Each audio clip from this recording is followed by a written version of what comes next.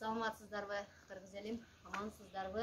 Калай калып, бүгүн биз Аликам Кечи коомдук кайрымдуулук фонду дагы да болсо ошол жардамга келип турабыз. Келгенибиздин себеби ушул Акбарова Гүлнара эжекебиз бизге мындан алдын жардам сураган. Эжекебиз бүгүнкү күндө Кара-Сыр районуна караштуу Ташериф айылында өмүр сүрүп атат, квартирада. Именно ушул танда өмүр сүрүп атат бүгүнкү күндө. Тилекке каршы эжекебиз жумуштары менен чыгып кеткен экен. Бизге кайрылганын себеби аварияга будан көп жылдар мурун аварияга попал болуп, көп баса албайт экен. Ушу кызына келип биз акчаны тапшырып атабыз. Эжекебиздин жоктугуна байланыштуу. Кызы ушул апам жөнүндө бир-эки ооз сөз сүйлөп койсоң.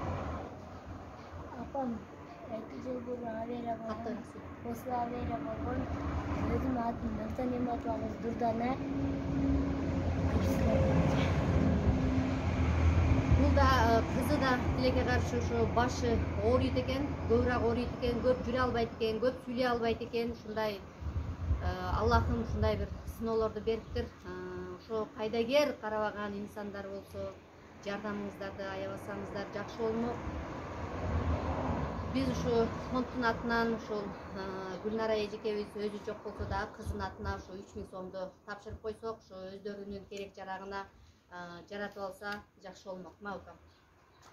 Алла разы болсун, бардыгыңдарга жакшылык келсин. Алла разы болсун. Аллахым сиздерден разы болсун.